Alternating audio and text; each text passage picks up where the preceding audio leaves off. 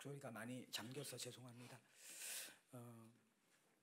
우리가 살아가면서 자녀가 부모를 아프게 하고 또 상하게 하는 그런 많은 불효를 저지를 수가 있는데, 가장 부모의 마음을 찢어놓고 또 부모를 고통스럽게 하는 불효가 있는데, 그것은 부모의 존재를 무시하고 또 부모를 향하여서 깊은 마음속에 원망을 터뜨리는 것입니다. 아마 이런 말이겠죠. 당신이 내 인생에 뭘 해줬는데 당신이 내 인생에 도움된 게 없잖아. 더 이상 내 삶에 대해서 참견하지 마세요. 아마 이런 말을 자식으로부터 듣게 된다 그러면 부모의 마음은 미어지고 자신의 살아온 인생이 탄식과 한숨으로 그렇게 점철되게 될 것입니다.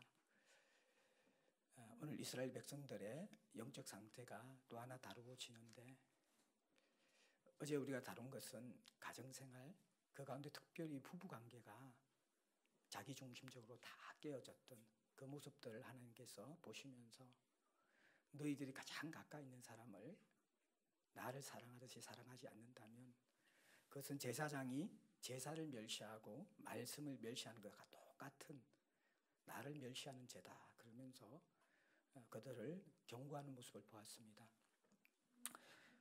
오늘은 이스라엘 백성들이 하나님의 마음을 몰라도 너무 모르는 철부지 같은, 내가 얼마나 이 행동과 이 말이 하나님을 아프게 하고 하나님을 고통스럽게 하는지를 전혀 깨닫지 못한 채 살아가고 있는 이들의 영적인 무감각, 하나님의 마음을 한 번도 제대로 들여다본 적이 없고 또 그것을 깨닫지 못하는 이러한 이스라엘 백성들의 영적인 황폐함에 대해서 하나님이 다루고 있습니다. 오늘 이스라엘 백성들은 어떻게 2장 17절에 하나님을 말로서 여호와를 괴롭게 하고 있습니까? 하나님이 너희가 말로 여호와를 괴롭게 하고도 이러기를 우리가 어떻게 여호와를 괴롭혀 드렸나이까? 이 속에는 뭡니까?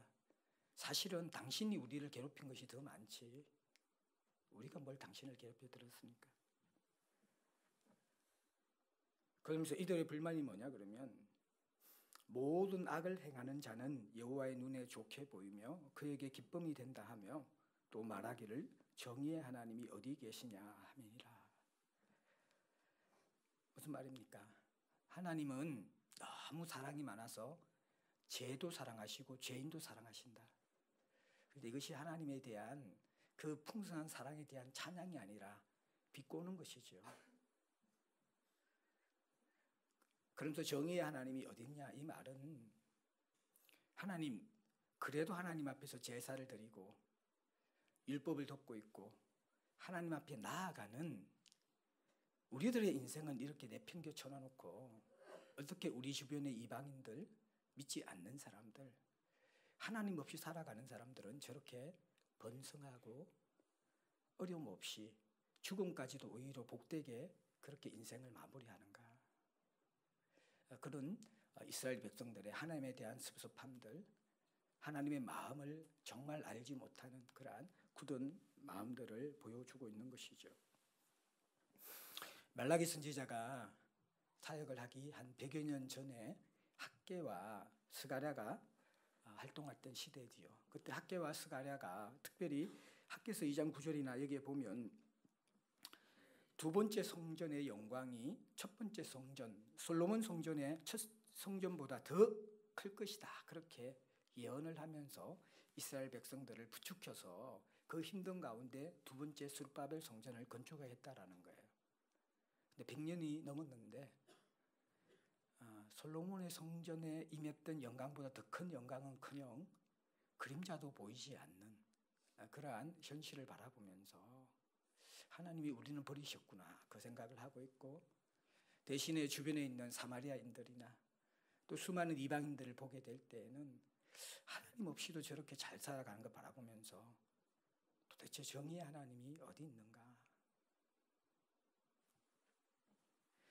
자기 의에 빠진 이스라엘의 원망을 볼 수 있는 것입니다.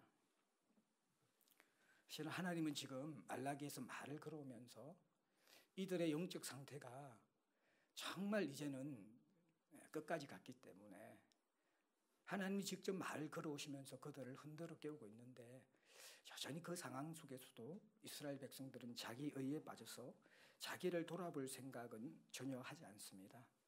그리고 오히려 하나님을 회개시키려고 하는 것이죠. 우리가 영적으로 굳어 있는 가장 중요한 모습 하나는 뭐냐 그러면요, 하나님의 마음을 본 적이 아주 오래되었거나 없다라는 것입니다.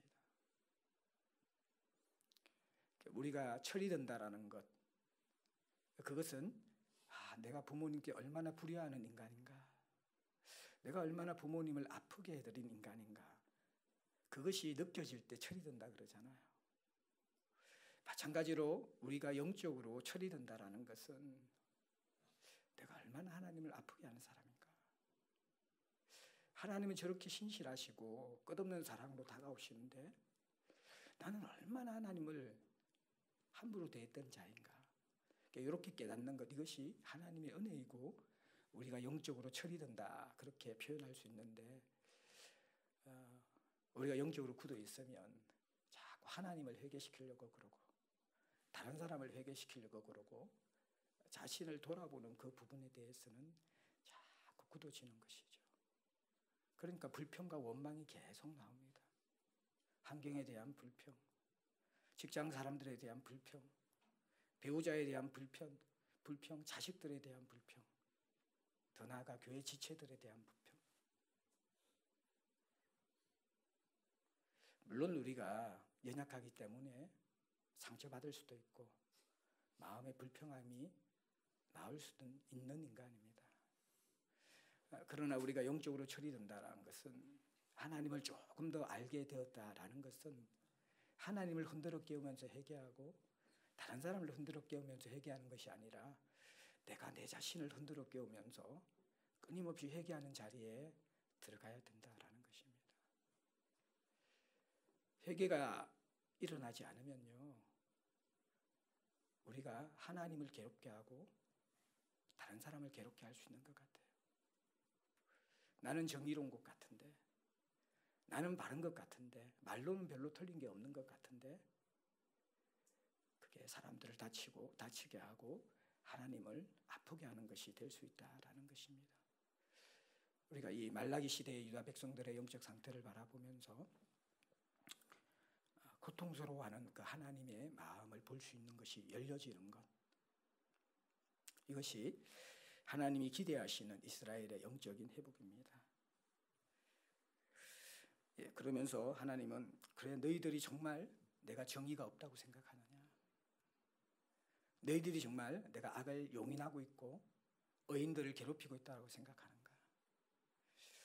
하나님도 오랫동안 기다려 오시다가 이제 그 인내가 정점에 도달하게 된 것입니다. 아무리 기다려도 이스라엘의 마음은 점점 더 굳어져 갑니다.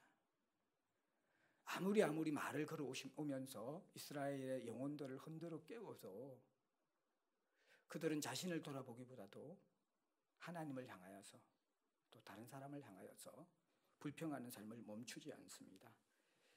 이 이스라엘의 심각한 영적인 상황을 보면서 하나님은 대혁신적인 조치를 취하십니다.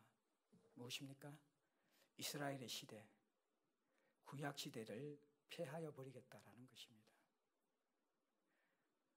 더 이상 이스라엘을 붙들고 내가 하나님 나라의 구원 계획을 이루어가지 않겠다라는 것입니다. 그러면서 이제 이 구약의 마지막 말라기가 신약의 예수 그리스도의 오심에 대한 그러한 준비의 과정으로 나아가게 되는 것이죠. 그러면서 너희들이 그렇게 공의가 실현되기를 원하고 악이 제하여 주기를 원하고 선인들을 하나님께서 회복시켜 주기를 원한다 그러면 내가 지금 그 계획을 가지고 있고 실현할 것이다. 그런데 그것이 너희들이 기대하는 것하고는 전혀 다를 것이다. 그러면서 3장으로 넘어갑니다. 3장 1절에 만군의 여호와가 이르노라, 보라 내가 내 사자를 보내리니 그가 내 앞에서 길을 준비할 것이고 또 너희가 구하는 바 주가 갑자기 그의 성전에 임하시리니 곧 너희가 사모하는 바 언약의 사자가 임할 것이다. 여기에 보면요, 내 사자, 주 언약의 사자, 이것이 갑자기 임하게 될 것, 이것이 일어나게 될 것입니다.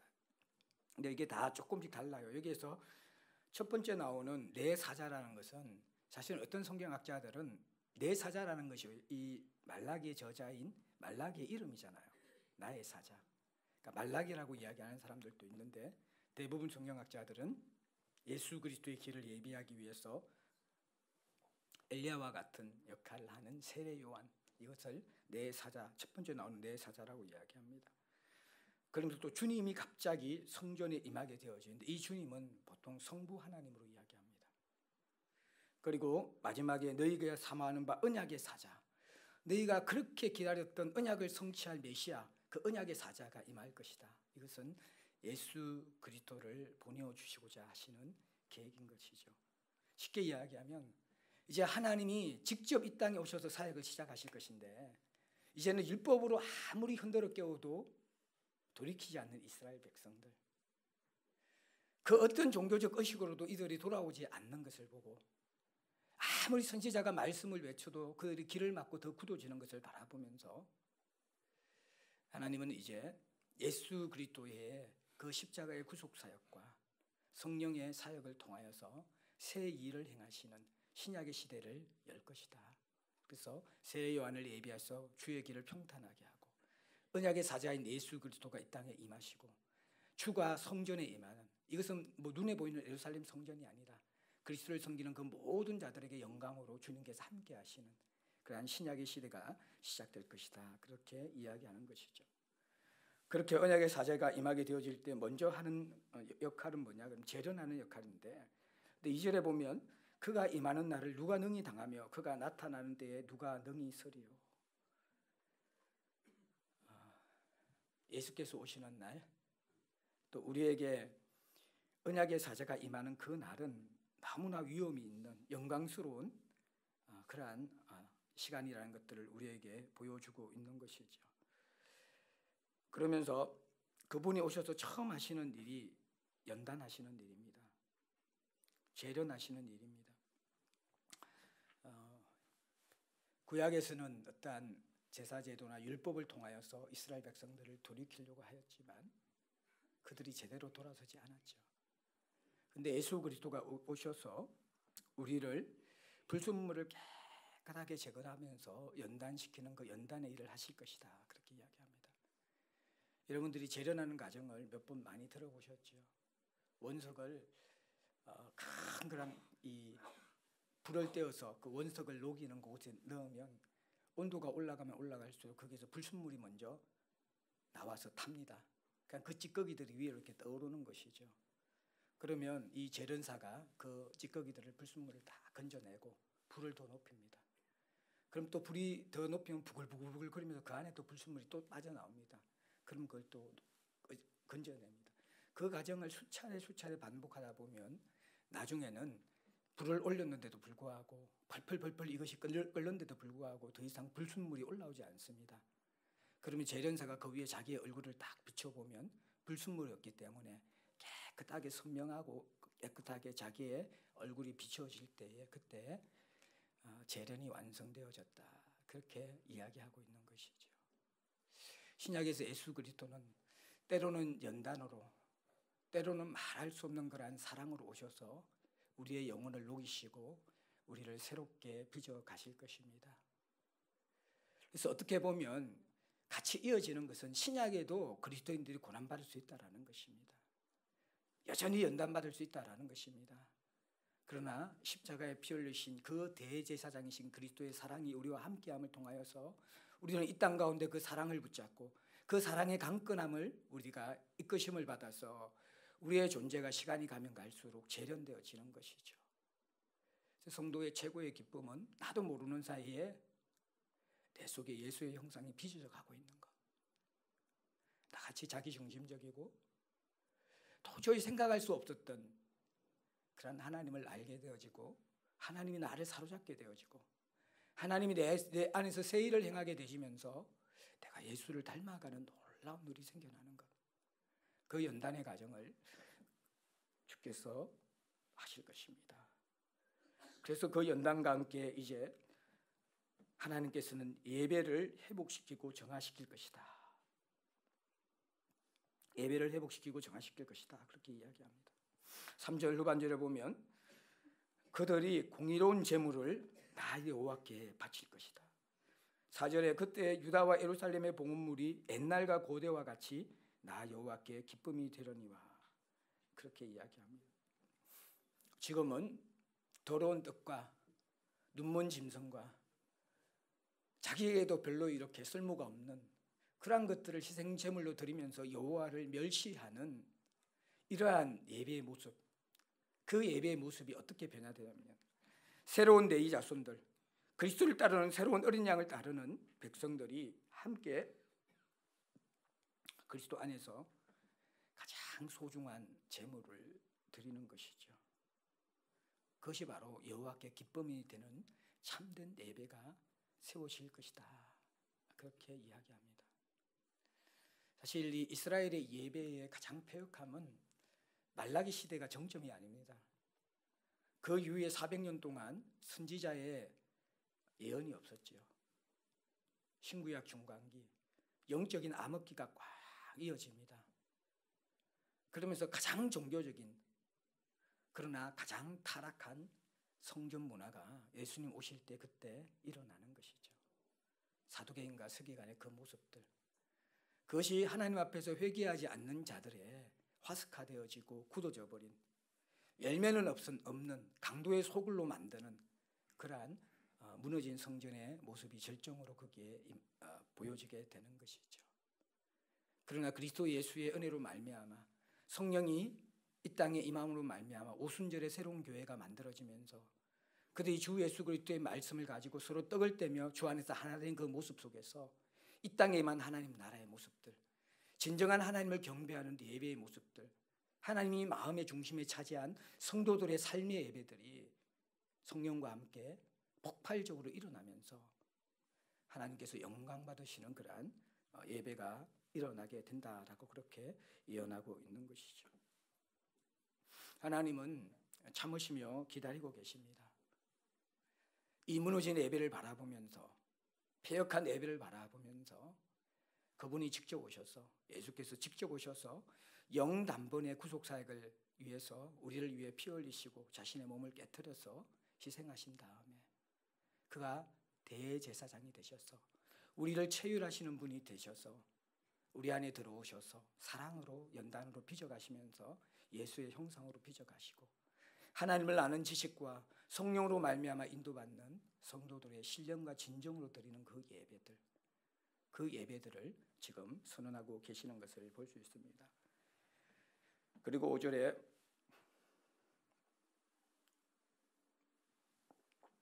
여호와의 언약의 사자가 오면 첫 번째는 뭐냐 그러면 선민들을 이 고통 가운데서도 하나님의 뜻을 잡고 주님과 동행하고자 하는 그러한 자들, 이러한 자들을 재련하실 것이다. 그렇게 이야기하시고 그 다음에 5절에는 내가 심판하러 너희에게 임할 것이다. 그렇게 이야기합니다.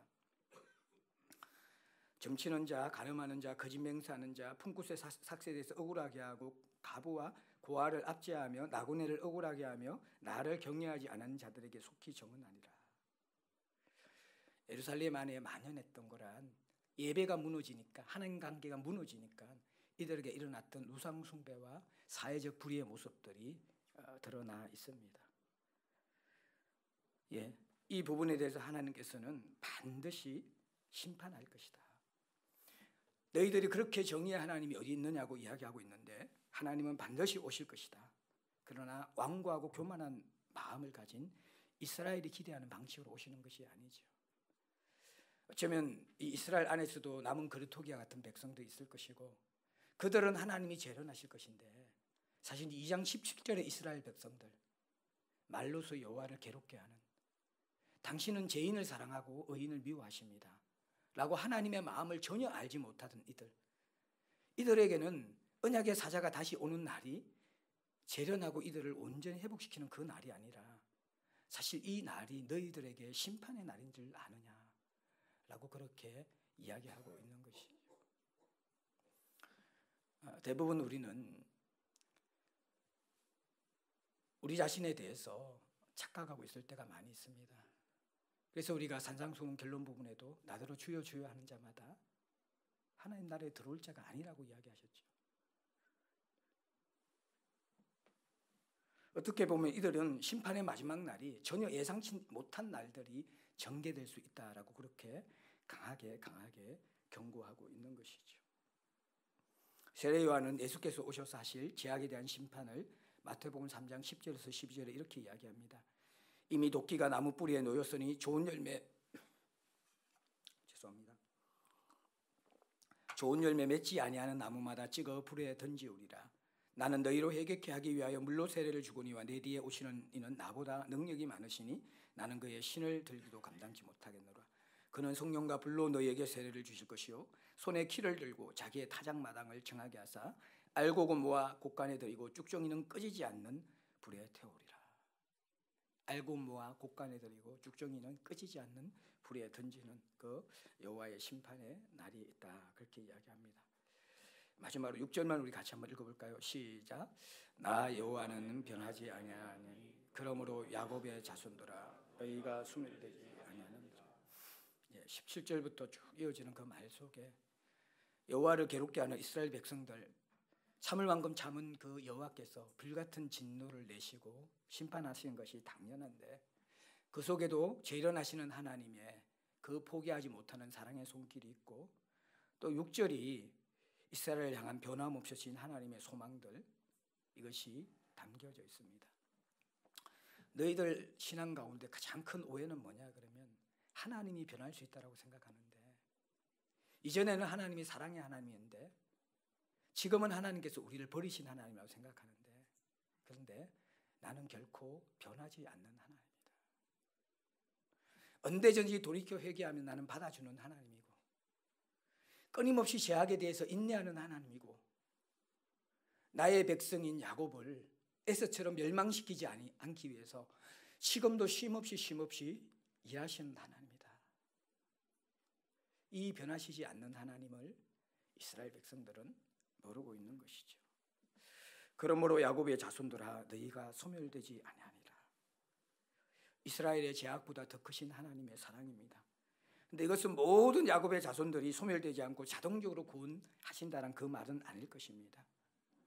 그 가운데 지금이라도 말을 걸어오시는 하나님, 그 하나님의 깊은 마음을 바라보면서 주님을 향하여 마음을 찢는 사람들, 그 사람들을 하나님께서 기다려 계시고 하나님은 그 사람들을 포기하지 않을 것이고 그들을 재련시키시면서 소멸하지 않게 하시고 분명히 구원하실 것이다.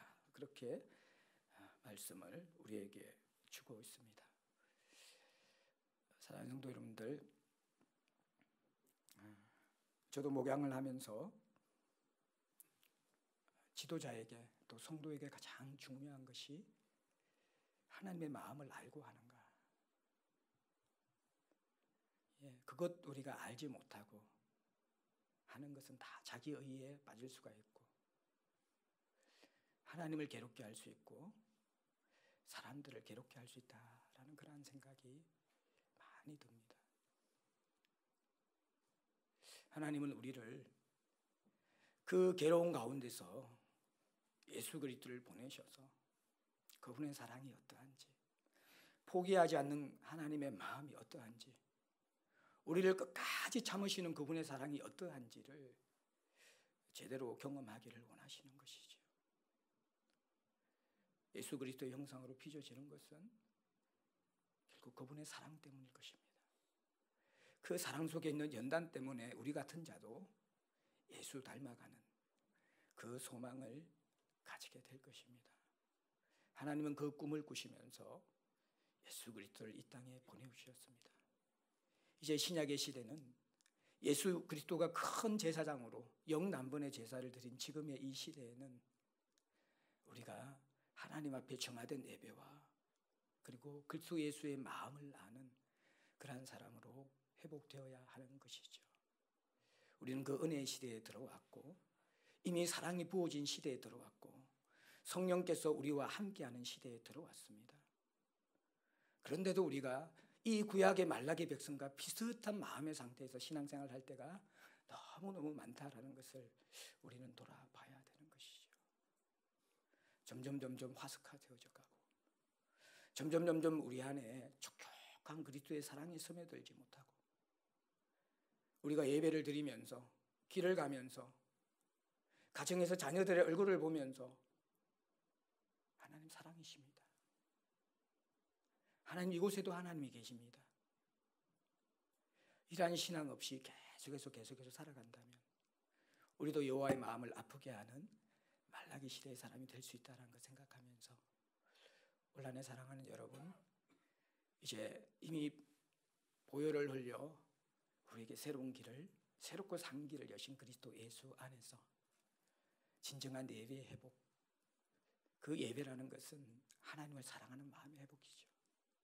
정말 하나님의 마음을 제대로 알고 철이 드는 것이죠. 그 철이 들게 되어질 때에, 불효를 알게 되어질 때에 부모님과의 관계가 달라지는 것처럼 하나님과의 관계가 달라지고 지체들과의 관계가 달라지는 것이죠. 그러한 하나님의 사랑 가운데 우리가 깊이 들어가서 진정한 예배, 진정한 회복, 진정한 하나님의 형상을 닮아가는 그러한 한 해가 될 수 있기를 주의 이름으로 간절히 축복합니다. 함께 기도하는 자리에